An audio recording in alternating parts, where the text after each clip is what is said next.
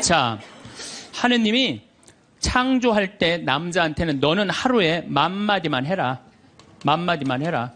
창조할 때 그렇게 창조하신 거예요. 10,000마디만 하라고. 여자는 하루에 너는 25,000마디 해라.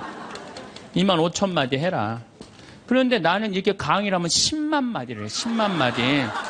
10만 마디라니까 사실은 난 사제관에 우리 생태마을에서 강의하고 사제관에 딱 밥 먹으러 저녁에 내려가잖아요. 한마디도 하기 싫어요. 한마디. 근데 우리 밥해주는 자매님이 밥하고 난 다음에 뭐 이런저런 얘기할 거 아니에요. 뭐 개도 내가 5마리 키우니까 개 얘기도 하고 뭐 좀 대꾸하기가 싫은 거예요. 그래서 한동안 대꾸를 안 했어요. 대꾸를 안 하니까 굉장히 기분이 나쁘잖아요. 신부님이 대꾸를 안 하니까 안 되겠더라고요. 그래서 하루는 불러서 내가 얘기를 했어요. 남자는 하루에 10,000마디만 하게 창조됐는데 내가 10만 마디를 한다. 그래서 나는 정말 대꾸하기가 싫다. 한마디도 하기 싫다. 그냥 밥만 먹고 싶다. 나한테 앞으로 말 시키지 말아라. 제가 얘기를 했어요. 얘기를 했는데도 그래도 우리 자매님도 여자인지라 말을 하잖아요. 그럼 막 말을 하는데 내가 얘기했는데 말하니까 신경질을 하잖아. 내가 인상을 딱 쓰면은 자매님이 한마디예요. 신부님 대꾸하라는 게 아니야. 그냥 나 떠드는 거니까 그냥 밥만 먹으라는 거야.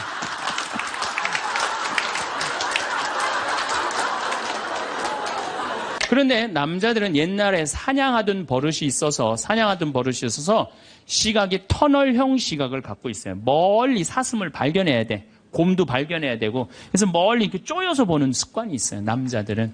멀리 있는 걸 잘 봐요. 남자들이. 그런데 요즘 남자들이 사냥을 해요? 안 해요?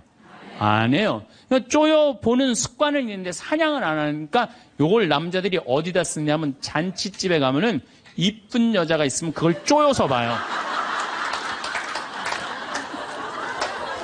금방 누구한테 들켜요? 마누라한테 들키는 거예요. 이쁜 여자 처음 보냐고. 어떻게 알았지? 왜 몰라? 이렇게 쪼여서 보고 있는데. 그래서 참 재미난 통계가 있어요. 부부가 같이 잔치집에 가면 남자는 3명 내지 4명밖에 모르는데 온 사람. 그 사람 왔었어? 이런데요. 나는 뭐 기억이 없는데? 기억이 없지. 당연히 이거 쪼이고 계속 보고 있었으니까. 근데 여자는 시각이 180도라 다 본대요. 다. 그 남자 넥타이를 몸에 고왔고 시계를 못 차고 왔는까지 다 한다는 거예요. 여자. 그래서 보통 정신적인 바람을 피는 걸 보면은 남자는 3명 정도 피는데 여자는 30명 정도 이미 피고 들어와요. 또 말귀를 못 알아듣는 사람도 너무 많아. 아까도 말씀드렸지만 우리 생태마을에 전화해갖고 많은 분들이 그렇습니다. 거기 생태마을이죠? 네, 생태마을입니다. 생태 팔어요. 이런 분들 너무 많아요. 생태 팔어요. 그래서 우리는 생태 파는 데가 아닙니다. 그러면 그쪽에서 뭐라 그러냐면은 황태만 취급하세요. 그래요. 황태만 취급하세요. 그래서 우리는 생태 파는 데도 아니고 황태 파는 데도 아니고 천주교 피정집입니다. 그러면은 저쪽에서 뭐라고 그러냐면은 피족에만 취급하신다고요? 말귀 못 알아듣는 경우 참 많은 것 같아요. 그래서 서로 갈등이 생겨요. 똑같은 말을 듣고도 완전히 다르게 알아듣는 경우도 너무너무 많아요. 아니 신부님이 강론 때 하느님 만나러 오는 건 축제다. 그러니까 주일날 옷 이쁘게 입고 와라. 깨끗한 옷 입고 와라. 가끔 그런 말 하잖아요. 그래서 나도 정말로 예쁜 옷을 입고 가야지. 그래갖고 예쁜 옷을 입고 성당에 왔어. 근데 딱 자매 하나가 한다는 소리가 누굴 또 홀리려고 여시같이 입고 왔어. 꼭 그렇게 말하는 사람들이 있어요. 그렇죠? 기둥뿌리 뽑았냐? 뭐 개 탔냐? 뭐 이래갖고 아주 상처를 주는 분들이 있어요. 입만 열면은 상대방 무시하고 가슴에 아픈 거를 이렇게 심어주는 분들이 참 많습니다. 말에는요, 가는 말이 고와야 오는 말이 고와요. 한 10년 만에 한 60에 헤어졌는데 70에 만났어. 내 친구가 한다는 소리가 야, 너 10년 동안 안 보는 동안 팍싹 늙었다. 그러면은 이쪽에서 팍싹 늙었다고 말들은 이 사람은 너 10년 동안 안 보는 동안 팍싹 늙었다. 그런 친구한테 뭐라고 그럴 것 같아요? 너도 만만치 않아. 가는 말이 고와야 오는 말이 고운 거예요. 제가 신학교 1학년 때 주일학교, 중고등학교 아이들을 데리고 한 20명 정도를 데리고, 200명 정도를 데리고 여름 캠프를 갔어요. 우리 때는 4박 5일 가고 그랬어요. 섬강이라는 데를 갔는데, 애들이 이제 수요일 날 이제 세 번째 날 전부 이제 강에 들어가는 프로그램이야. 근데 여선생 하나가 고개를 꼬고 안 들어가는 거예요. 그래갖고, 아니, 다 들어가는데 저 선생은 왜 저 물에 안 들어가느냐? 저 선생 프로그램에 참여시켜라. 빨리 집어넣어라. 그랬더니 다른 선생님들이 어디 학사님 안 된다는 거예요. 저 선생님 오늘 그날이라는 거예요. 그날.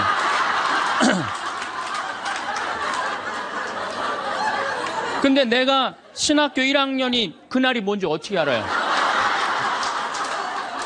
그래서 내가 물어봤어요. 그날이 뭔데? 학사님 오늘 저 선생님 그날이 안 된다니. 오늘 물에 들어가는 날이지 그날이 뭔데? 그랬더니 어떤 지혜로운 엄마 선생님이 나를 한 군데로 데려가더니 학사님, 여자는 한 달에 한 번 매직이 있다는 거예요. 그래서 내가 매직이 뭔데요? 근데 그 엄마 선생님 정말 지혜로웠던 것 같아요. 그 엄마 선생님이 학사님, 이 여자는 한 달에 한 번 생리를 하는데 그때 피가 나오기 때문에 물에 들어가면 안 된다는 거예요. 나는 그거 처음 알은 거예요. 처음 알은 거 그때. 그냥 내가 여자에 대해서 모르니까 여자한테 뭐를 하느냐 하면 폭력을 쓰는 거예요. 폭력을. 근데 이런 일들이 집안에서 수도 없이 일어나요. 남자는 여자를 이해하지 못해서 폭력을 쓰고 여자는 남자를 이해하지 못해서 폭력을 쓰고 그래서 서로 답답하다고 싸울 때 보면 크크크 치치치 크크크 이러고 싸워요. 우리 인간이 살아가면서 말처럼 중요한 게 없는 것 같아요. 이 식구들도 말이 통해야지 식구 같아요. 말이 안 통하면은 서로 남편하고 아내하고 말이 안 통하면은 서로 투명 인간처럼 지내게 돼 있어요. 사회도 말이 통해야 돼. 사회가 말이 안 통하면은 그 사회는 독재로 가는 거예요. 그래서 요즘 뭐 정치하는 분들이 입만 열면 소통이라는 말을 참 많이 하죠. 그게 좀 말이 좀 어려운데 말이 통하자 그 얘기죠. 나라도 마찬가지예요. 요즘 일본 사람들이 독도는 자기네 땅이라고 그러는데 이 말이 안 통하는 거야. 말이 안 통하는 거야. 예. 그래서 말이 안 통하면 집안도 붕괴되고 말이 안 통하면 사회도 붕괴되고 말이 안 통하면 국가들끼리도 전쟁을 하게 돼 있어요. 인간이라는 인류 역사상 인간에게 말처럼 중요한 건 없는 것 같아요. 또 이 말 한마디에 참 우리는 행복하기도 하고 불행하기도 합니다. 말 한마디에. 근데 이 또 말귀를 못 알아듣는 사람도 너무 많아. 아까도 말씀드렸지만 우리 생태마을에 전화해갖고 많은 분들이 그렇습니다. 거기 생태마을이죠? 네, 생태마을입니다. 생태 팔어요. 이런 분들 너무 많아요. 생태 팔어요. 그래서 우리는 생태 파는 데가 아닙니다. 그러면 그쪽에서 뭐라 그러냐면은 황태만 취급하세요. 그래요. 황태만 취급하세요. 그래서 우리는 생태 파는 데도 아니고 황태 파는 데도 아니고 천주교 피정집입니다. 그러면은 저쪽에서 뭐라고 그러냐면은 피족에만 취급하신다고요? 말귀 못 알아듣는 경우 참 많은 것 같아요. 그래서 서로 갈등이 생겨요. 똑같은 말을 듣고도 완전히 다르게 알아듣는 경우도 너무너무 많아요. 제가 이번 8월 달에 호주에 강의를 갔어요. 시드니하고 멜버른에. 근데 시드니 이제 강의가 끝나고 신부님이 블루 마운틴이라는 산을 구경을 시켜주겠대요. 그래서 이제 그 인꼬 부부 두 분이 운전을 하고 신부님하고 나하고 이제 블루 마운틴을 굉장히 멀더라고요. 블루 마운틴을 다녀서 오는데 거리가 또 공사를 해갖고 차도 막히고 이래갖고 형제가 운전을 쭉 하고 있는데 돌아오는 길에 형제가 막 졸더라고요. 근데 이 자매가 부부는 참 느낌이 딱 나는 조는지 몰랐는데 그 자매가 여보 지금 당신 졸리지? 그러니까 나 지금 깜빡 졸았어 그러더라고요. 그냥 호주에서 그냥 예. 그러더니 아내가 여보 내가 운전할 테니까 당신 오늘 너무 많이 운전했으니까 뒤에서 좀 자. 그러고 난 다음에 조금 잠 깨면 다시 당신이 운전하면 돼. 근데 이 자매가 사실은 좀 관절염이 있었어요. 그래갖고 손이 막 이렇게 퉁그러졌더라고요. 그러니까 다리도 아프고 막 아프니까 이 남편은 자기가 아무리 졸려도 아내 운전시키기가 싫으니까 자기 운전을 한 거죠. 근데 이제 자매가 이제 운전대를 잡았는데, 뭐 뒤에서 형제님이 막 코를 골고 주무시더라고요. 자매님하고 나하고 이제 두런두런 이런 얘기 저런 얘기 하고 그러는데 이제 해가 뉘엿뉘엿 졌어요. 근데 그날따라 보름달이 뜬 거야. 달이 너무 예쁘게 뜨더라고요. 달이 탁 떴는데 그때 이제 형제가 잠에서 깬 거예요. 근데 이 자매가 나하고 이제 대화를 하는 거 아니에요. 근데 신부님 참 달이 참 그랬단 말이야. 달이 참 그랬어요. 달이 참. 달이 참 그랬는데 그때 형제가 깬 거예요. 그래서 형제가 딱 한마디 하더라고요. 경상도 사람인데 와 절이나 그러더라고요.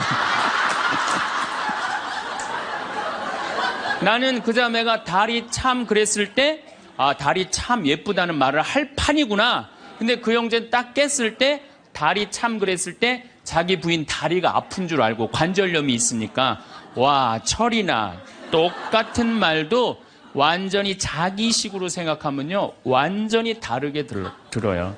이게 이렇게 완전히 다르게 들음으로 해서 오해되는 일들이 너무 많아요. 그래서 뭐 수많은 갈등들이 일어나죠. 잘못 알아들어서 자긴 그렇게 알아들었다 이거죠. 또 말 한마디에 사람 인생이 바뀌기도 해요.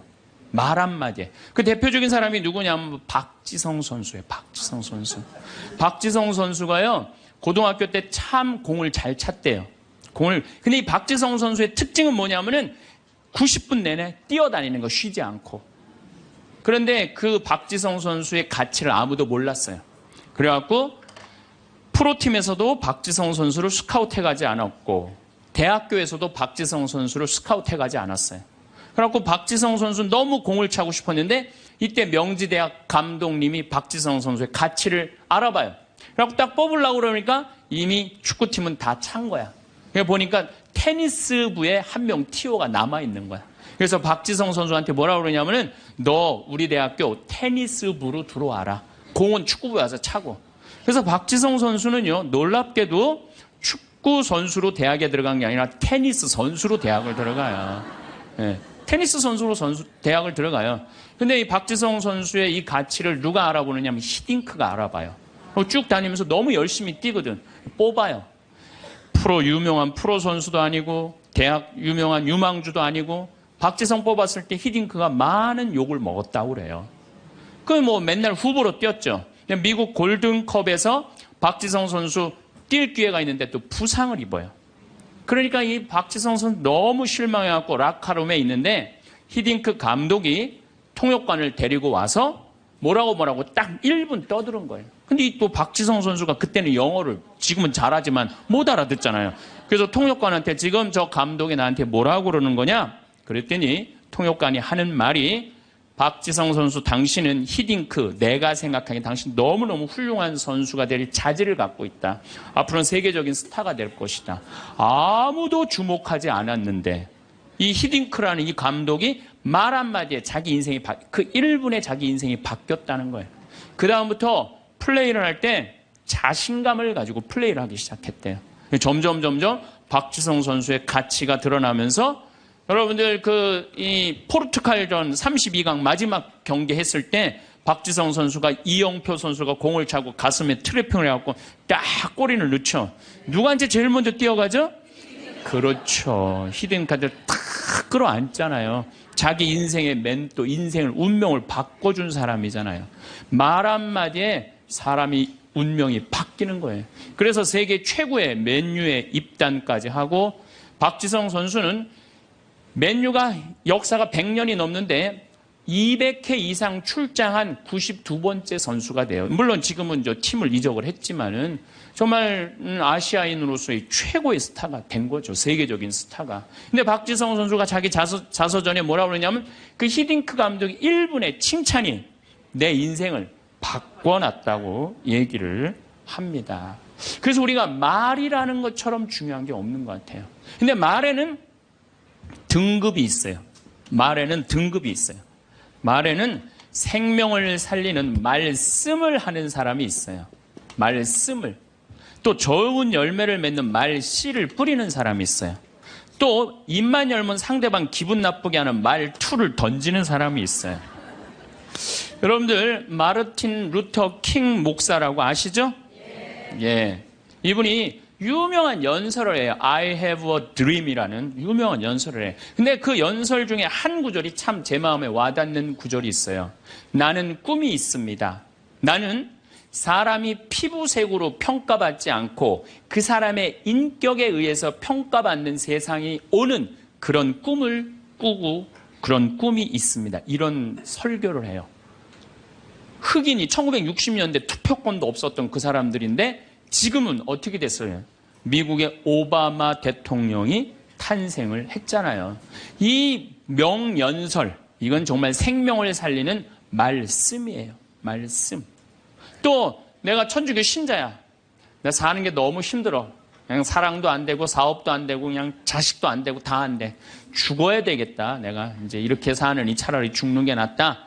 그래갖고 죽기 전에 그래도 내가 천주교 신자니까 마지막으로 미사 참여를 하고 죽어야 되겠다. 그래서 마지막 주일날 저녁 미사를 이제 참여를 했어. 근데 그날따라 신부님 강론 말씀이 어쩌면 내 마음을 그렇게 잘 이해를 하고 나를 위로하고 나한테 용기를 주고 나한테 희망을 심어주는 강론 말씀을 했어. 근데 그 말씀을 듣고 마음이 바뀌었어. 성당문을 탁 열고 나갈 때 내가 왜 죽어? 이 좋은 세상. 내가 열심히 살아봐야지. 그리고 주먹을 불끈 쥐고 세상을 나갈 수 있다면 신부님 강론은 생명을 살리는 말씀이에요. 여기 있는 분들도 아마 그런 주위 분들한테 그런 생명을 살리는 말씀을 해주는 분들 많을 거예요. 좋은 말. 살과 피가 되는 그런 말씀 해주는 분들 많잖아요. 그렇죠? 이 최고급 등급이에요. 말에. 근데 두 번째는 말 씨앗. 말에는 씨가 있어요. 제가 3년 전에 뉴욕에 강의를 갔어요. 그런데 얼마나 많이 모였느냐면 2,000명 정도가 모여요. 2,000명. 엄청나게 많이 모였죠. 강의를 했는데 정말 교우들이 행복하게 강의를 들었어요.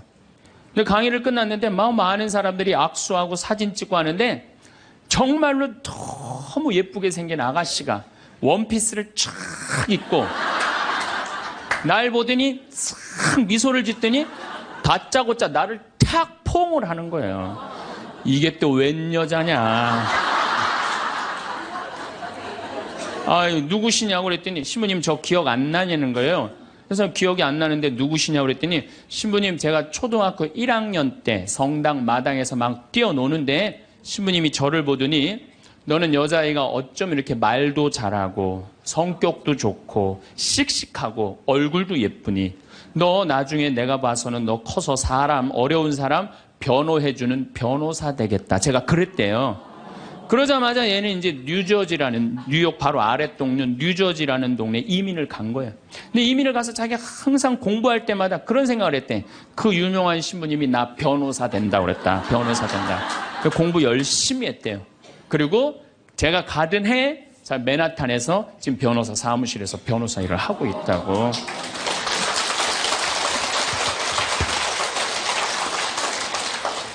내가 무심결에 뿌린 씨인데 15년 후에 변호사라는 열매가 맺어지더라고요.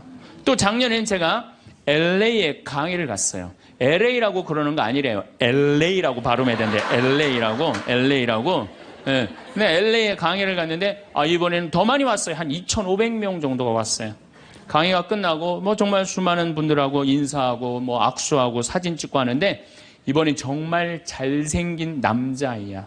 잘생긴 남자아이가 나한테 오더니 인사를 하는 거예요. 신부님 감사하다는 거예요. 그래서 뭐가 감사하냐고. 신부님 제가 평택 비전동 본당에 있을 때 제가 초등학교였는데 신부님 그때 내 손가락을 보더니 너는 남자의 손가락이 이렇게 섬세한 걸로 봐서 너 나중에 커서 사람 살리는 수술외과 의사가 될 것 같다. 제가 그랬대요. 그러자마자 얘는 이제 LA로 이민을 간 거예요. 그래서 공부할 때 항상 손가락을 보고 그런 생각을 했대요. 이 손이 사람을 살리는 손이 된다. 공부 열심히 했대요. 그리고 자기는 지금 UCLA 의대 수술외과 집도의라고 감사하다고 신부님 덕에 내가 이렇게 좋은 의사가 돼서. 그래서 좀 깜짝 놀랐어요. 난 그렇게 말했던 기억이 안 나는데 우리가 어린아이한테 무심코 뿌린 씨가요 그게 인생을 결정짓는 경우가 참 많아요. 근데 이 말투가 있어. 애를 보고, 애들이 얼마나 사랑스럽고 귀해요. 근데 애를 보고 핸대는 소리가, 엄마 아빠한테 핸대는 소리가 장군감이나 이러면 얼마나 좋아. 얘 견종 많이 들겠다. 이 말투를 던지는 분들 참 많아요. 기분 나쁘게 말투 던지는 분들. 근데 우리는 말투가 너무 많아요. 이 말투를 누구끼리 제일 험하게 하느냐? 부부끼리 제일 험하게, 부부끼리. 어떤 부부가 길을 가다가 남편이 저길 보니까 길을 건너는데 이제 어떤 젊은 여자가 서울 나와 보니까 정말 난 평창에서 생전 그런 거 구경 못하는데 아가씨들이 정말 쭉쭉 빵빵 반바지 입으면 그냥 다리도 어쩜 저렇게 미끈해. 그냥 미니스커트를 입은 아가씨 허벅지 구경하느냐고 트럭 지나가는 걸 못 봐요. 이 남자가 부부가 가는데 트럭이 딱 급브레이크를 딱 잡은 거예요. 트럭 기사가 창문을 열더니 야 이놈의 새끼야 눈 어디다 뜨고 다니냐. 너 지금 저 여자 보느냐고 차 지나가는 거 못 봤잖아. 너 치면은 내 팔자 망친다. 내 팔자만 망치는 게 아니라 너 병신 되면 네 마누라 네 자식 고생한다. 그 여자한테 한눈 팔면 내 인생 망치는 거다. 욕을 5분 동안 바가지로 하는 거야. 그랬더니 5분 딱 지나더니 창문을 인생 똑바로 살라고 그러고 창문을 닫고 갔어요.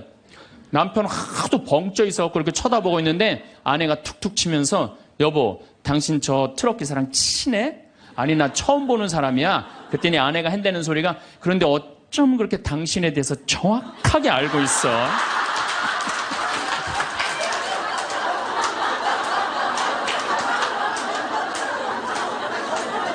여러분들 그런 경우 많지 않아요? 남편한테 무슨 말을 하면 저 남편이 가슴 아플까? 이것만 골라서 하는 분들 많아요. 반대로 우리 형제님들, 제가 언젠가도 이런 강의 때 말씀을 드렸는데 형제님들, 내가 가정방문 다니고 초청 받으러 가면은요, 참 살림 잘 사는 자매들 많아요. 가보면 집이 어쩜 그렇게 깨끗해. 음식도 깔끔하게 하고, 그냥 딱 치마 입고 그냥 드레스 입고 딱 음식 준비하면 너무너무 이쁘고 참 부럽더라고요. 그래서 내가 한마디에 형제한테, 형제님, 다 이렇게 살림 잘하는 부인 같이 살아서 너무너무 행복하시겠어요? 그럼 많은 경우 형제님이 이렇게 물어봐요. 신부님, 우리 마누라 마음에 드세요? 너무 마음에 들어요. 그럼 뭐라 그래? 신부님, 데리고 가세요, 그냥.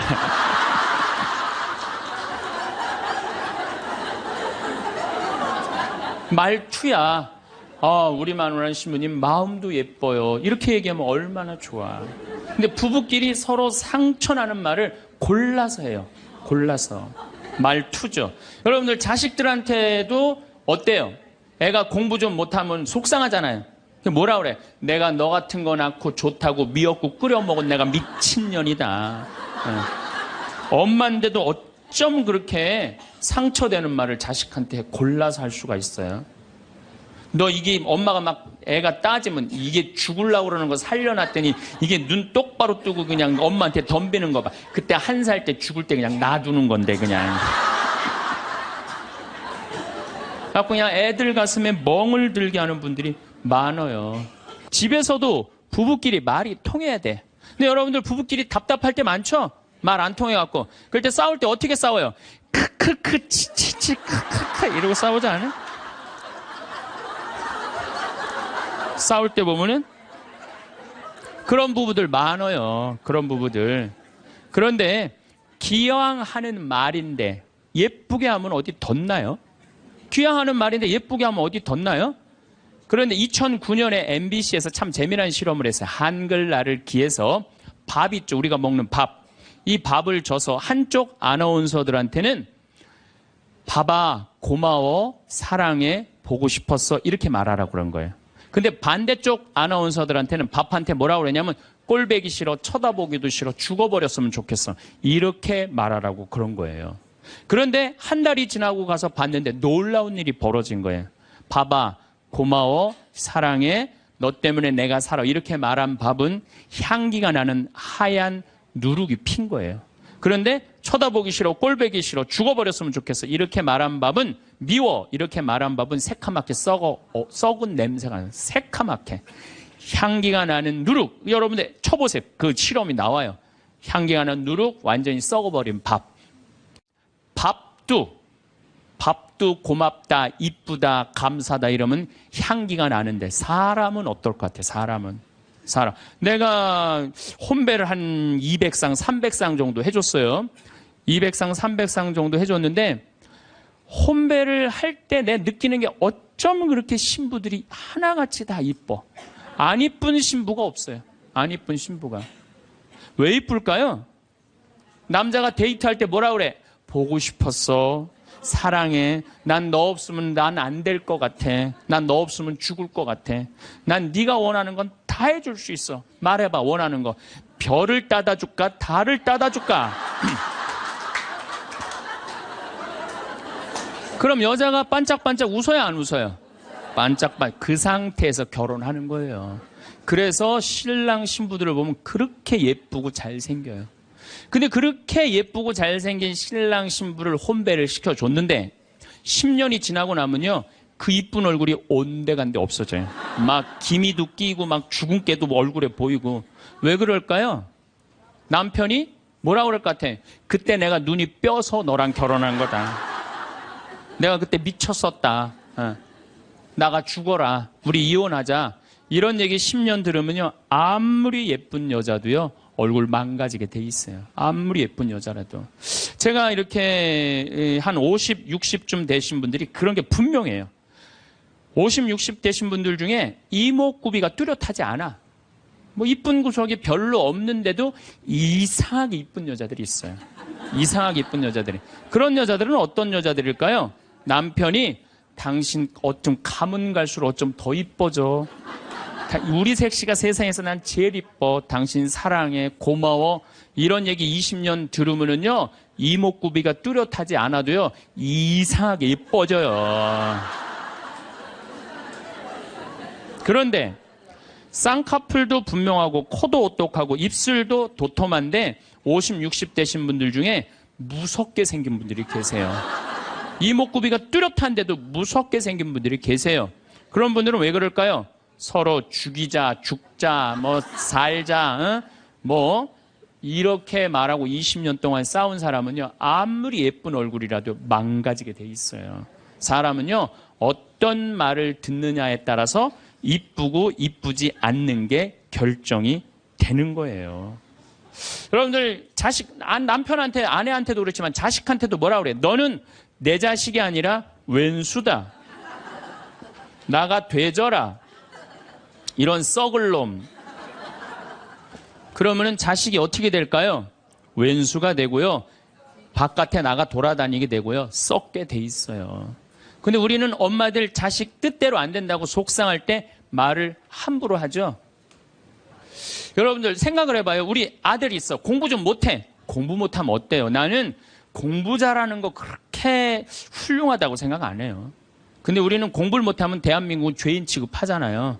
어쨌든 공부를 못해. 그런데 아들한테 엄마가 괜찮아, 공부 못하면 어때? 이렇게 잘생긴 아들 하느님이 우리 집에 떨어뜨려 줬고 엄마는 밥 안 먹어도 우리 아들만 봐도 배불러. 이런 소리 듣고 자라는 애들은요, 삐뚤어질 수가 없어요. 딸 보고도 이렇게 이쁜 딸 혼자 보기 너무 아깝다. 어쩜 이렇게 이쁜 딸이, 얘네들 삐뚤어질 수가 없어요. 남편도 아침에 출근할 때 이렇게 잘생긴 남편 어떻게 보내? 여보, 내가 나가서 버릴 테니까 당신 집에 있어.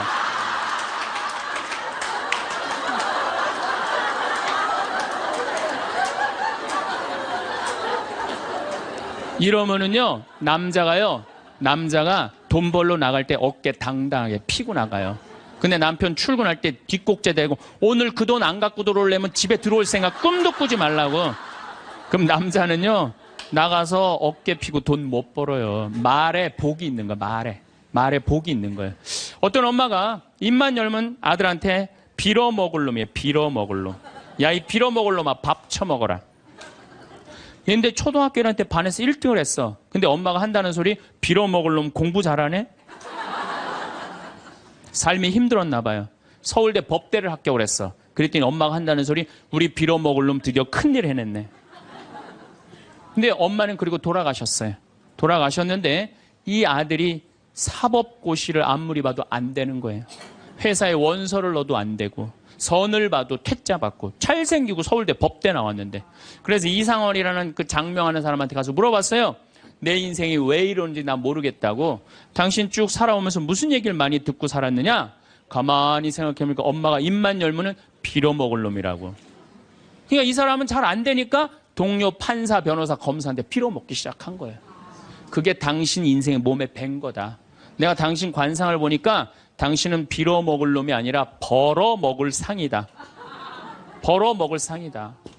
그래, 내가 왜 빌어먹을 놈이야? 내가 서울대 법대까지 나왔는데 과외를 시작했어요. 과외를 시작했더니 애들이 너무너무 많이 모이는 거예요. 그래서 학원을 했어요. 학원을 했더니 돈을 너무 많이 버는 거예요, 서울에서. 그랬더니 예쁜 색시가 시집을 오고 지금은 딸 둘을 낳고 행복하게 벌어먹고 살고 있대요.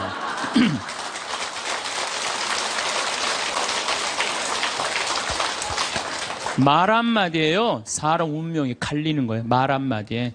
여러분들은 자식이나 남편, 아내한테 정말 좋은 말을 해주느냐, 생명을 살리는 말을 하느냐, 좋은 열매를 맺는 말을 하느냐, 이거 생각해봐야 돼요. 여러분들 친구 집에 음식점에 갔어. 음식점에 가갖고 친구한테 요즘 장사 잘 돼? 그랬더니 친구가 한다는 말이 이명박 정부 들어부터 되는 게 하나도 없어. 이러다가 망할 것 같아, 망할 것 같아. 꼭 남 탓하는 사람 있잖아요. 똥파리만 날려, 똥파리만. 근데 또 다른 친구 식당에 갔어요. 그랬더니 다른 친구가 장사 잘 돼? 남들은 힘들대는데 우리 집엔 단골 손님들이 와갖고 내가 매일 가락시장에 가갖고 신선한 재료로 음식을 준비를 해. 자, 다음에 친구들이 야, 너 우리 개 모임이 있는데 동창 모임 있는데 너 좋은 음식점 있으면은 나 안내 좀 해줘라. 그러면 여러분들 똥파리 날리는 집으로 안내할 것 같아요? 신선한 재료로 음식을 준비하는 집으로 안내할 것 같아요? 그렇죠. 말에는요, 복이 있게 돼 있어요. 제가 10년 전에 이제 강원도 평창 생태마을을 시작을 했어요. 근데 그때 사실은 주교님께서 저한테 어느 대학에 교수로 가라고 그랬어요. 근데 나는 교수보다는 평창에 가서 농사 짓고 살고 싶다. 그래서 주교님 명을 거역을 했어요. 지금 생각하면 철없었던 거였죠.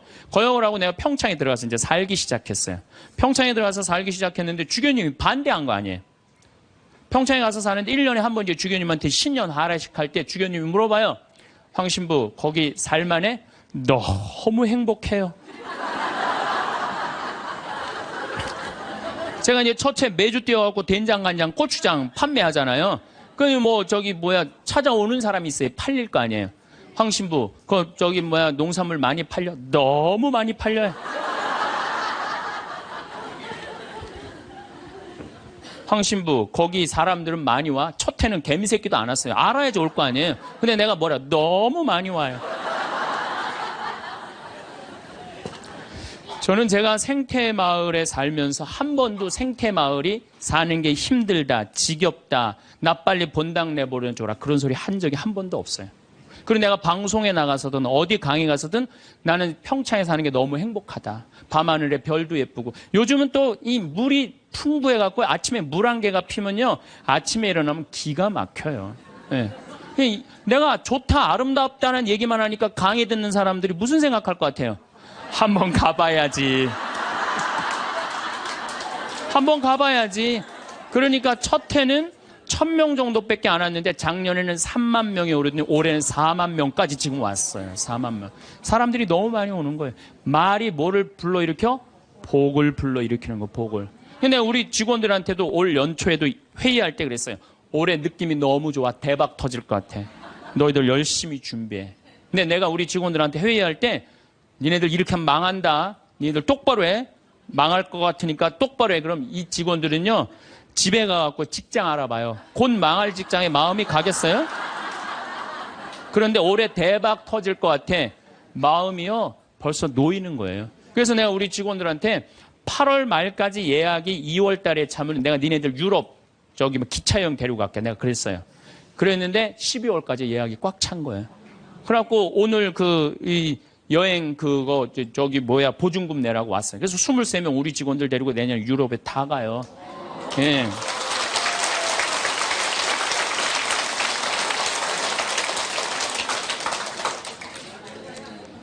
제 신조는 그달에 번 건 그달에 다 쓰자. 이게 제 신조예요.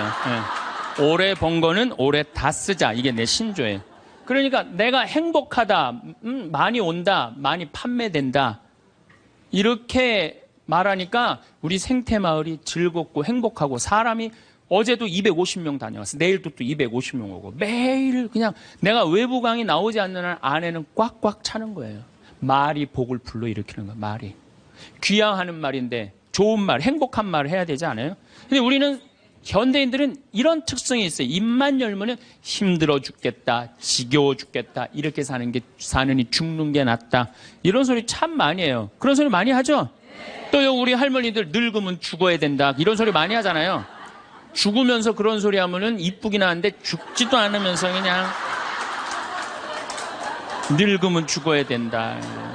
우리 어머니가 60 넘어서 딱 뭐라 그러셨어요?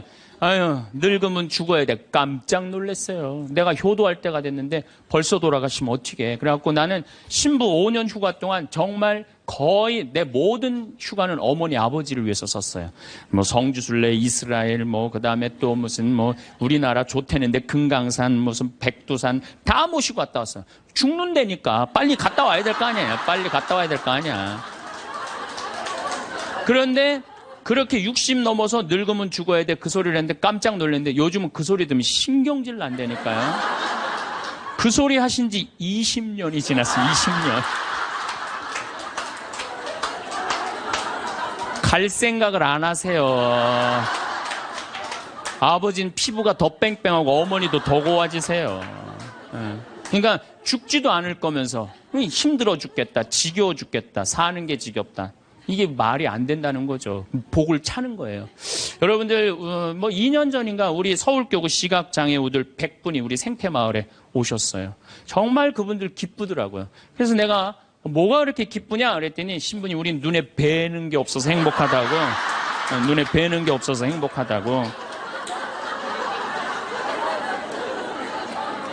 그런데 그분 네 분이, 여러분들 제가 시각장애우들이랑 1년을 같이 살았어요. 상계동에서 1년을 살았는데 너무 잘 알아요. 그분들 뭐 젓가락 비비는 거, 뭐 노름도 다 해요. 할 거 다 해요.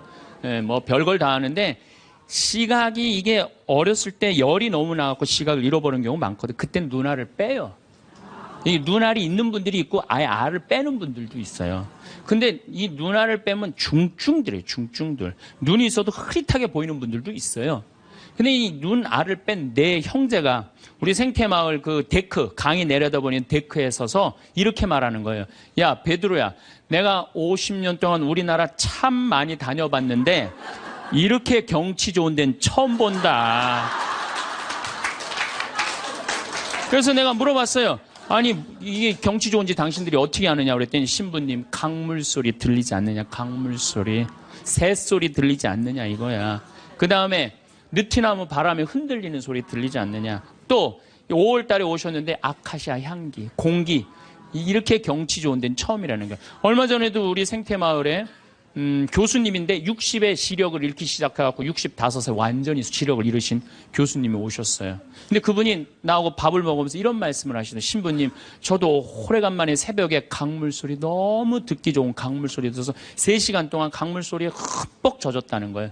그리고 새벽에 새가 우는데 너무 자기 오래간만에 행복했다고. 근데 여러분들은 이 두 눈으로 온 세상을 다 보면서도 사는 게 지겨워 죽겠어, 이렇게 사느니 죽는 게 나, 눈이 아깝다 이거예요. 눈이 아깝다. 눈알 하나 갈아 끼는데 얼마 들어? 1억 들어. 1억. 2개 갈아 끼면 2억이야. 2억. 지금 난 눈 뜨고 쳐다보고 있는 분들 지금 2억 지금 깔고 있는 거예요. 지금 2억.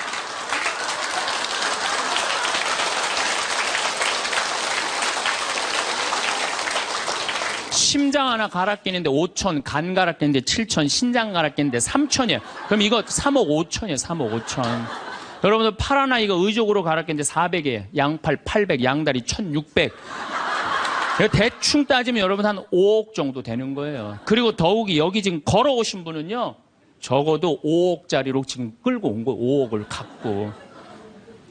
그리고 여러분들 눈, 다리, 손가락, 발가락 다 붙어있는 식구 4명이 밥을 먹으면은요, 20억이 앉아서 먹는 거, 20억이 앉아서.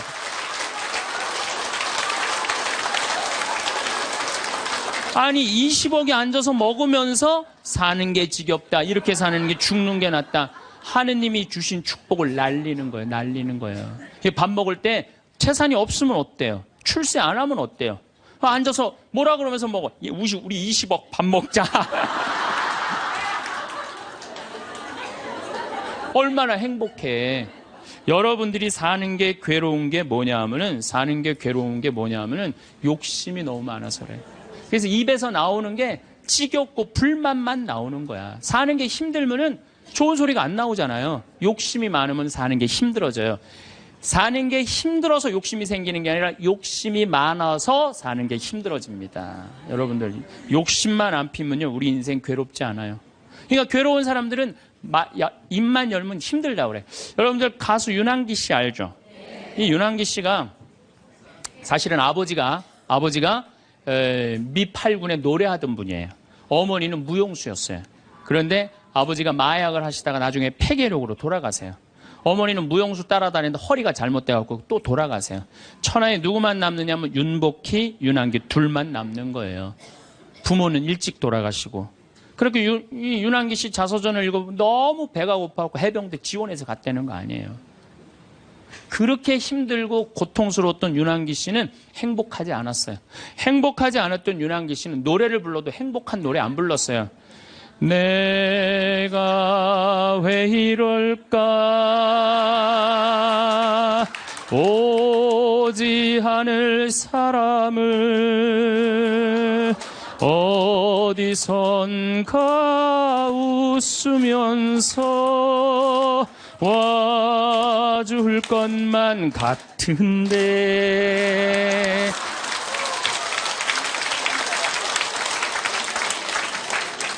행복하지 않았기 때문에 노래를 불러도 행복한 노래를 안 불렀어요. 처음에는. 차라리 그 사람을 만나지 않았던들 이 고통 이 괴로움 나에겐 없을걸.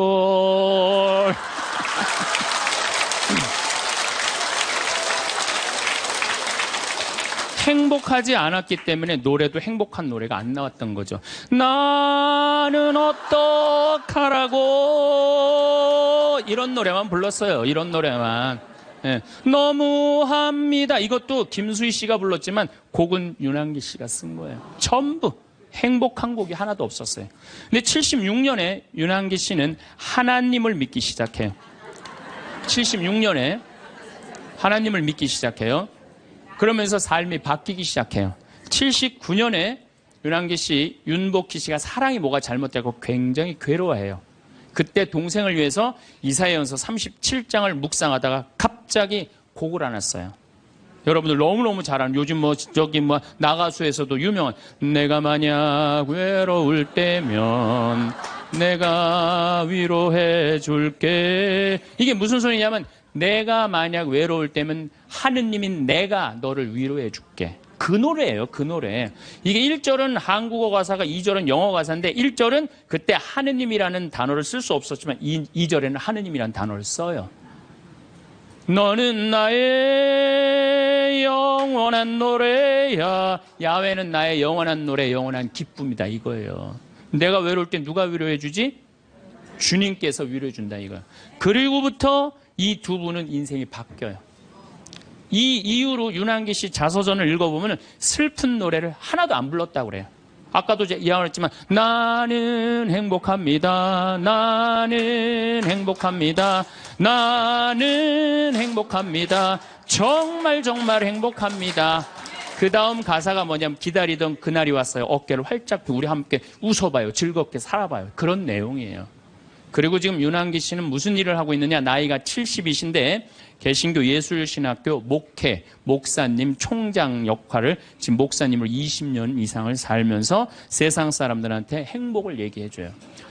청승을 떨면서 노래를 불렀을 때하고 기쁨을 가지고 노래를 불렀을 때하고 인생이 바뀐다 이거예요. 인생이. 그런데 이게 누구끼리 제일 서로 죽이는 말을 많이 하느냐. 복을 이제 서로 빌어줘야 되는데 복을 빌어줘야 되는데 누구끼리 제일 많이 아픈 말을 하느냐면 부부끼리 제일 많이 아픈 얘기를 많이 해요. 근데 참 나도 남자지만은 여자 참 이해하기 힘든 존재예요. 여자 이상하고 요상하고 괴상하고 아주 복잡하고. 나만 그런 줄 알았더니 스티븐스 호킹스 박사라고 있어요. 스티븐스 호킹스 박사. 이 사람이 나이가 71인데 작년에 뭐라고 그랬냐면은 자기는 140억 년 전에 우주에서 벌어진 일도 다 아는데 자기는 아직도 여자의 95%를 이해를 못하겠다고 그래요. 아니 그 유명한 사람도 95%를 이해를 못하겠다고 그러는데 나는 더 모르죠. 네. 여자를 이해하지 못하니까 여자한테 폭력을 쓰는 거예요. 제가 신학교 1학년 때 주일학교 중고등학교 아이들을 데리고 한 20명 정도를 데리고 200명 정도를 데리고 여름 캠프를 갔어요. 우리 때는 4박 5일 가고 그랬어요. 섬강이라는 데를 갔는데 애들이 이제 수요일 날 이제 세 번째 날 전부 이제 강에 들어가는 프로그램이야. 근데 여선생 하나가 고개를 꼬고 안 들어가는 거예요. 그래갖고 아니 다 들어가는데 저 선생은 왜 저 물에 안 들어가느냐. 저 선생 프로그램에 참여시켜라. 빨리 집어넣어라. 그랬더니 다른 선생님들이 어디 학사님 안 된다는 거예요. 저 선생님 오늘 그날이라는 거 그날.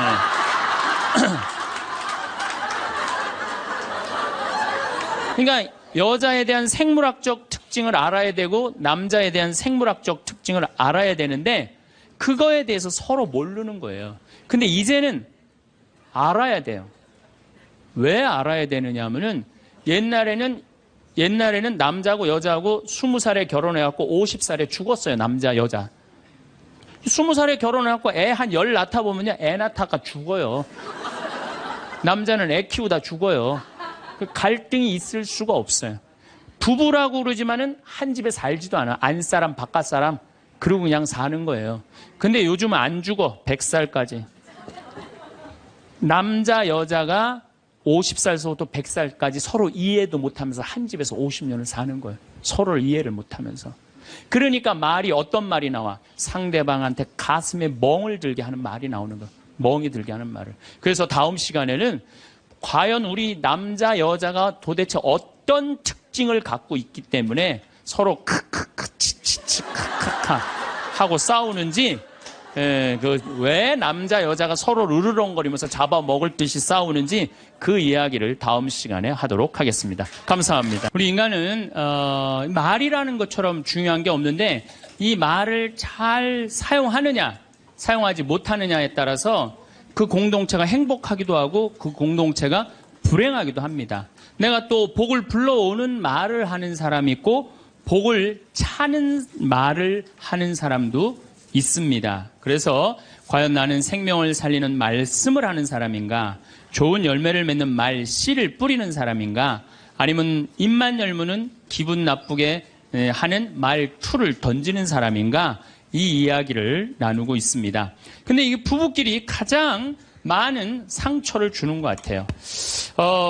지난주 끝에도 잠깐 말씀드렸듯이 나도 남자지만 참 여자를 이해하기가 힘들어요. 제가 이렇게 한 2년 전에 제가 위암 수술을 했어요. 그래갖고 이제 이 위를, 암 환자들은 온도가 42도가 넘어가면 재발하지도 않고 암이 죽는데요. 그래서 이제 제가 찜질방을 잘 가요. 찜질방을 잘 가는데, 아주 뜨거운 찜질방을 잘 가는데, 얼굴이 알려졌잖아요. 그래갖고 아는 사람들이 많아요. 그래갖고 수건을 뒤집어 쓰고 찜질방에 가서 앉아있어요. 한쪽 끝에 조용히 쭈그리고 앉아있어요. 그러면 이제 아줌마 셋이서 들어와서 수다를 떨기 시작하면은 이해할 수 없는 수다를 떨어요. 아줌마 3명이서. 뭐라고 그러냐면은 한 아주머니는 자식 얘기해요. 자식 얘기. 그럼 옆에 아주머니가 자식 얘기하면은 그 자식 얘기를 같이 받아줘야 되는데 옆에 아주머니는 그러거나 말거나 자기는 남편 바람핀 얘기해요. 또 옆에 아줌마는 남편 바람핀 얘기 해거나 말거나 자기는 아파트 산 얘기해요. 주제가 다른 3가지 이야기를 각자 지치지도 않고 30분 동안 계속 하는 거예요. 이해가 안 되더라고요. 우리 남자들은 정치 얘기를 지금 하고 있는데 아내가 여보 우리 애가 자꾸 속을 썩여 그럼 남자 신경질 부려요. 여보 나 지금 정치 얘기하고 있잖아 지금. 정치 얘기 끝나면은 그 다음에 자식 얘기해. 남자는 한 번에 한 가지 주제만 얘기를 해요. 근데 여자는 동시에 세 가지 얘기를 동시에 하는 거야. 기분도 안 나빠하면서 계속 얘기하는 거예요. 기분도 안 나빠하면서. 나는 왜 그런가? 근데 요즘 공부를 해보니까 이해가 되더라고요. 여자는 언어를 관장하는 뇌가 좌뇌에도 있고 우뇌에도 있대요. 머릿속에 말이 꽉 차 있는 거야. 말이 꽉 차 있으니까 말을 해야 돼. 그런데 말은 하긴 해야 되는데 또 들어야 되잖아. 근데 말을 하면서도 귀는 동시에 두 가지를 구분해서 들을 수 있대요. 이게 무슨 얘기냐면은 한 아주머니는 자식 얘기 자기는 입으로 하면서 귀로는 남편 얘기도 듣고 아파트 얘기도 듣는 거야. 무시하는 게 아니야. 그냥 자기 각자 얘기하면서 상대방 얘기도 다 듣는 게 여자예요. 남자는 언어를 관장하는 뇌가 좌뇌 뒤에만 있어요. 좌뇌 뒤에. 그래갖고 남자들이 교통사고가 나갖고 좌뇌를 다치잖아요. 그러면은요 언어 상실이 온대요. 근데 여자가 교통사고 나갖고 좌뇌를 다치잖아요. 좌뇌를 다쳐도 전혀 말하는데 지장이 없대요. 아직도 우뇌가 남아있어서. 그리고 이런 이 부부가 남자하고 여자하고 부부싸움을 하잖아요. 그럼 남자는 또 흥분을 하면 그나마 좌뇌 뒤에 언어를 관장하는 뇌 기능이 없어져 버린대. 흥분하면. 그러니까 아내가 여보 당신 뭐 시집 와갖고 나 손에 물 안 묻히게 해준다 그러는데 당신 나 얼마나 고생시켰어. 뭐 결혼기념일을 챙겨줬어. 생일을 챙겨줬어. 우리 친정엄마를 챙겨줬어. 나 여행을 보내줬어. 막 따지면은 남편들이 대꾸를 해야 되는데 이게 어디 있는 줄 알아야지. 대꾸를 해야 어디 있는 줄 알아야지. 그리고 대부분의 남자들의 반응이 어떠냐면 그거 30분 동안 계속 어이 하다가 끝나는 거예요. 여자는 그냥 좌뇌에 있는 거 쏟아내고 우뇌에 있는 거 쏟아내고 막 30분 동안 그냥 있는 대로 공격을 하고 난 다음에 여자는 할 얘기 다 했어요. 그럼 남자가 그게 시끄러. 그리고 여자는 자기 하고 싶은 얘기 다 하면은요 원도 한도 없어요. 부엌에 가갖고 아무 일도 없다는 듯이 설거지해요. 그럼 그때부터 남자들이 신경질이 나는 거예요. 왜 신경질이 나냐면 왜 내가 그때 그 적절한 대답을 왜 찾아내지 못했을까? 막 신경질이 나는 거예요. 그래갖고 막 쇼파 던지고 신경질을 부리면은 아내가 부엌에서 아무 일도 없다는 듯이 아내가 한마디 해요. 나와서 이 사람은 무슨 말만 하면 승질을 부린다고. 그러니까 말싸움으로 아내를 이길 수가 없어요. 남자는요 여자하고 말싸움 해갖고 이길 수가 없어요. 나는 우리 천주교 신부 중에 수녀님하고 싸워갖고 이겼다는 신부를 본 적이 없어.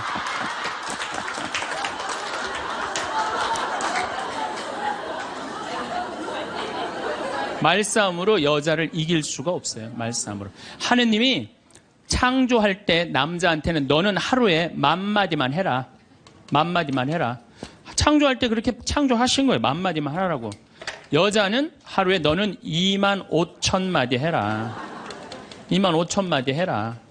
그러니까 하느님이 10,000마디만 하라고 창조한 남자는 출근해갖고 직장에 가면 10,000마디 해요. 이 말 저 말 하면은 벌써 10,000마디 끝나. 집에 들어오면 더 이상 말할 수가 없어. 아니 하느님이 10,000마디만 하라고 그래서 10,000마디만 하고 들어온 거야. 집에 들어와서는 더 이상 할 얘기가 없는 거예요. 할 의무 끝냈어. 근데 우리 여기 있는 자매님들도 남편 출근하고 애들 학교 가도 혼자 있으면서도 10,000마디 해요. 멸치 대가리 따면서 너는 어디서 잡혀서 우리 집에 왔니? 꽁치 다듬으면서 너도 어디서 잡혀서 왔니? 그리고 막 테레비 보면서도 테레비하고도 얘기해요. 그냥 테레비하고도 얘기해요. 막 테레비하고도 얘기하고 그렇게 10,000마디 해요. 10,000마디 하고 저녁에 이제 몇 마디가 남았냐면 15,000마디가 남은 거야. 이 15,000마디를 누구하고 하고 싶으냐면 남편하고 하고 싶은 남편. 그래갖고 저녁 차려주고 남편한테 여보 그 옆집 여자 말이야. 오늘 저녁에 같이 저녁 찬거리를 사러 시장에 나갔는데 그 여자는 김치찌개 거리를 돼지고기 한 근만 사면 되는데 5근이나 사고 정신 나간 여자야. 그러니까 그냥 살림이 그 모양이지.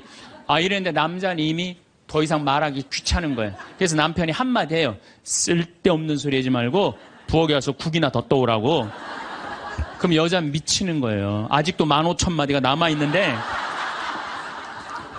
국 떠오라고 그러면 미치는 거예요. 근데 저도 이 말에 저도 동감을 해요. 왜냐하면은 저는 만마디만 하게 창조된 인간이잖아요. 그런데 나는 이렇게 강의를 하면 10만 마디를 해요. 10만 마디. 10만 마디라니까 사실은 난 사제관에 우리 생태마을에서 강의하고 사제관에 딱 밥 먹으러 저녁에 내려가잖아요. 한마디도 하기 싫어요. 한마디. 근데 우리 밥해주는 자매님이 밥하고 난 다음에 뭐 이런저런 얘기할 거 아니에요. 뭐 개도 내가 5마리 키우니까 개 얘기도 하고 뭐 어쩌면 대꾸하기가 싫은 거예요. 그래서 한동안 대꾸를 안 했어요. 대꾸를 안 하니까 굉장히 기분이 나쁘잖아요. 신부님이 대꾸를 안 하니까 안 되겠더라고요. 그래서 하루는 불러서 내가 얘기를 했어요. 남자는 하루에 10,000마디만 하게 창조됐는데 내가 10만 마디를 한다. 그래서 나는 정말 대꾸하기가 싫다. 한마디도 하기 싫다. 그냥 밥만 먹고 싶다. 나한테 앞으로 말 시키지 말아라. 제가 얘기를 했어요. 얘기를 했는데도 그래도 우리 자매님도 여자인지라 말을 하잖아요. 그럼 막 말을 하는데 내가 얘기했는데 말하니까 신경질을 나잖아요. 내가 인상을 딱 쓰면은 자매님이 한마디예요. 신부님 대꾸하라는 게 아니야. 그냥 나 떠드는 거니까 그냥 밥만 먹으라는 거야.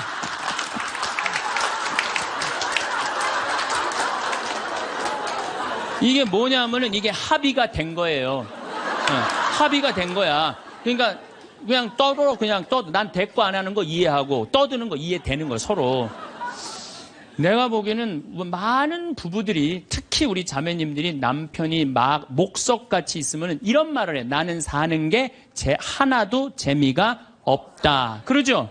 남편이 목석 같으니까. 그런데 남편이 목석이 아니에요. 원래 창조되기를 그렇게 창조된 거예요. 10,000마디만 하게 창조된 거예요. 그러니까 여러분들은 유일한 실수는 10,000마디밖에 할 줄 모르는 인간이랑 결혼한 게 유일한 실수예요. 더 놀라운 건 뭐냐 하면은 한 아주머니는 자식 얘기하고 한 아주머니는 남편 얘기하고 한 아주머니는 아파트 얘기하면서 손으로는 달걀을 까먹어 간다는 거예요.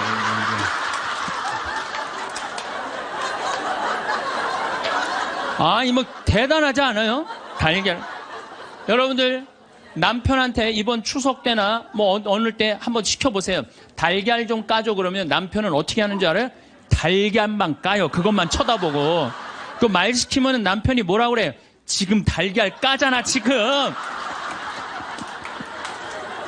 남자는요 한 번에 한 가지밖에 할 줄 몰라요. 동시에 2가지를 못해요.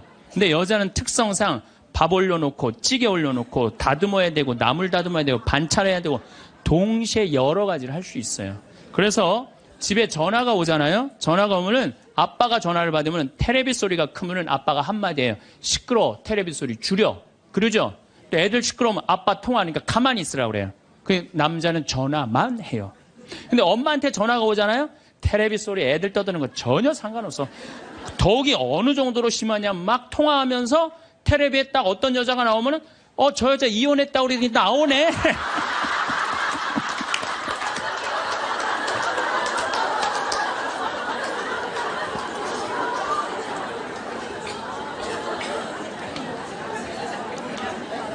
이게 무슨 얘기냐면은 언어에 있어서 여자가 남자보다 뛰어납니다. 언어에 있어서. 제가 한번 뭐 고등학교 강의를 갔는데 한 10년 전 얘기예요. 강의를 갔는데 그해 경기도에 영어 선생님 172명을 뽑았는데 여자가 170명, 남자가 2명 됐대요. 언어에는요 여자가 탁월한 능력을 갖고 있어요. 그러니까 남자는 말주변이 없어. 말주변이 없게 돼 있어요. 근데 문제는 언어만 뛰어난 게 아니에요. 여자가 시각도 뛰어나요. 시각도. 우리 눈에는 광수용체가 있어. 빛을 받아들이는 수용체, 짝대기, 사각형 짝대기가 1억 3천만 개가 있어요. 이게 남자 여자가 다 있어요. 근데 이 1억 3천만 개는 하얀색, 빨간색, 까만색, 파란색만 구분하는 거예요. 그러니까 남자들은 이 광수용체 1억 3천 거 요것만 있어요. 그러니까 남자들은 색깔 구분을 4가지만 해요. 남자는 회색도 하얀색, 베이지색도 하얀색, 하얀색도 하얀색이야. 남자는 분홍색도 빨간색, 주황색도 빨간색, 빨간색도 빨간색이에요. 남자는 색깔 구분을 못해요. 근데 여자들은 원추형 광수용체 700만 개가 더 있어요. 여자가. 그래갖고 이건 온갖 색깔을 구분하는 거예요. 그러니까 나는 아직도 카키색이 무슨 색인지 몰라요. 카키색, 잿빛색, 쥐오리색, 뭐 별색을 다 얘기해 여자들은. 그런 구분이 다 되는 거예요. 여자들은 생겨 먹은 것 자체가 그렇게 생겨 먹은 거예요. 색깔. 그러니까 네 가지 색깔밖에 구분하지 못하는 남자와 온갖 색깔을 구분하는 여자하고 부부야. 그 부부가 옷 사러 나가면 싸울 것 같아, 안 싸울 것 같아? 싸워요. 왜냐하면 남자는 다 그게 그거 같으니까 아무거나 딱 붙잡아. 여보 가자 그러면 아내가 답답해 보이잖아요. 여보, 지금 당신 얼굴 색깔하고 그 옷 색깔하고 맞다고 생각해? 안 어울리잖아. 가만히 있어봐. 그래갖고 이거 들었다 놨다 저거 들었다 놔면은 남편이 신경질이 나는 거. 뭘 저렇게 까다롭게 고르느냐. 아무거나 그냥 입고 가지. 그러니까 남자들하고 여자하고 싸울 수밖에 없어요. 싸울 수밖에 없어요. 그래갖고 옷 사러 나갈 때는 같이 나갔는데 들어오는 시간은 달라요. 이미 남자는 벌써 들어와 있어. 신경질 부리고. 그러니까 색깔 구분 때문에 그래. 색깔 구분. 그런데 남자들은 옛날에 사냥하던 버릇이 있어서 시각이 터널형 시각을 갖고 있어요. 멀리 사슴을 발견해야 돼. 곰도 발견해야 되고. 그래서 멀리 이렇게 쪼여서 보는 습관이 있어요. 남자들은. 멀리 있는 걸 잘 봐요. 남자들이. 그런데 요즘 남자들이 사냥을 해요, 안 해요? 안 해요. 쪼여 보는 습관은 있는데 사냥을 안 하니까 요걸 남자들이 어디다 쓰냐면 잔치집에 가면은 이쁜 여자가 있으면 그걸 쪼여서 봐요. 금방 누구한테 들켜요? 마누라한테 들키는 거예요. 이쁜 여자 처음 보냐고. 어떻게 알았지? 왜 몰라? 이렇게 쪼여서 보고 있는데. 그래서 참 재미난 통계가 있어요. 부부가 같이 잔치집에 가면 남자는 3명 내지 4명밖에 모르는데 온 사람. 그 사람 왔었어? 이런데요. 나는 뭐 기억이 없는데? 기억이 없지. 당연히 이거 쪼이고 계속 보고 있었으니까. 근데 여자는 시각이 180도라 다 본대요. 다. 그 남자 넥타이를 몸에 고왔고 시계를 못 차고 왔는까지 다 한다는 거예요. 여자. 그래서 보통 정신적인 바람을 피는 걸 보면은 남자는 3명 정도 피는데 여자 한 30명 정도 이미 피고 들어와요. 그런데 이게 이 터널형 시각을 가진 남편한테 아내가 심부름을 시킵니다. 여보, 냉장고에서 치즈 좀 꺼내와. 그러면 이 남자들이요, 딱 냉장고만 열면요, 답답한 거예요. 이놈의 치즈가 어디 있는 거야, 이게. 터널형으로 보니까 이게 안 보이는 거예요, 치즈. 못 찾아요. 그 좁은 그 냉장고 안에 있는 그걸 못 찾아요. 그래갖고, 아니, 치즈가 어디 있다고 그래. 나 못 찾겠는데. 그러면은, 아내는 이게 180도 시각이기 때문에 뒷꼭지에도 시각이 있어요. 그래갖고 딱 냉장고 문을 열고 들여다도 안 봐요. 들여다도 안 보고 딱 손 넣고 딱 꺼내갖고 남편 코앞에 딱 들여대는 거예요. 이걸 못 찾느냐고. 그러면요 남자들은요 깜짝깜짝 놀라는 거예요. 그리고 여기 80 넘으신 분들 가운데 자식이 전화 안 한다고 섭섭해하지 말아요. 자식이 전화 안 한다고. 당연히 잊어먹을 때도 돼요. 그 나이 되면은. 그 나이 되면 잊어먹을 때도 돼요. 어머니 아버지가 있는지 없는지도 모르는데 무슨 전화야, 전화는. 응. 그리고 정 목소리 듣고 싶으면 본인이 하세요. 전화기 째려보고 있지 말고. 1번 누르면 큰아들, 2번 누르면 작은아들 나오는데 그걸 못하고 이놈의 새끼들이 손가락이 없어, 발가락이 없어 왜 전화를 안 해. 자기가 하면 되지. 그래서 늙어서는 뭐를 버려야 되느냐면 거지 근성을 버려야 돼요. 네. 누가 나한테 해주겠지, 날 찾아와 주겠지, 이런 생각 절대 하지 말라는 거예요. 근데 저는 이런 생각이 들어요. 대한민국에 지금 70, 80대 되신 분들이 이 나라 일으켜 세운 거예요. 이 나라 일으켜 세우고 고생이란 고생은 다 하고, 그럼 이제 호강할 때도 됐는데 아직도 뭐가 몸에 뱄냐면 나 같은 게 무슨 호강이야, 이런 생각을 하는 분들이 너무 많아요. 그래서 여러분들 제발 집을 나가세요. 네, 네. 집을 무조건 나가야 돼요. 집을 나가야지 집 안에 있으면 안 돼. 그래서 월요일 날은 경복궁 쉬죠. 화요일 날은 경복궁, 수요일 날은 덕수궁, 목요일 날은 창덕궁, 금요일 날은 국립박물관, 토요일 날은 온양온천, 전철 공짜냐, 온양온천 갔다 오고, 일요일 날은 춘천 갔다 오고, 그렇게 계속 돌아다니는 거예요. 계속. 돈 하나도 안 들어요. 다 무료 입장이야. 다 무료 입장. 내가 말하는 데는 다 무료 입장이야. 그렇게 계속 돌아다니다 보면은요, 죽을 때 어떻게 죽는다고? 지쳐서 죽는다니까. 지쳐서. 죽을 때 지쳐서 죽어야 돼. 네. 네. 예전에는 40살, 50살까지 살 때는 치매가 뭔지, 노년의 외로움이 뭔지도 모르고 살았어요. 그런데 이제는 70, 80, 100, 110살까지 살면서 점점 사는 게 재미가 없어져요. 그래서 나이가 들면은 뭐가 드느냐면 무기력증이 든다고 말씀을 드렸어요. 여러분들 사는 게 재미가 하나도 없고 무기력증에 빠지면 그 다음에 오는 건 우울증이에요. 이제 병으로 발전해요. 우울증이 오고 나면 그 다음에 오는 건 자살밖에 없어요. 그래서 우리나라 그 할머니들 65세 이상 할머니들 그 우울증을 조사해 보면은 부부가 같이 노년에 살면 우울증이 21% 온대요. 그리고 자식하고 살면 27%가 온대요. 그러니까 여러분들 늙어서 자식들하고 살면은 행복할 것 같죠? 행복하지 않아요. 그러니까 여러분들 나는 늙어서 자식한테 효도받고 산다? 아니에요.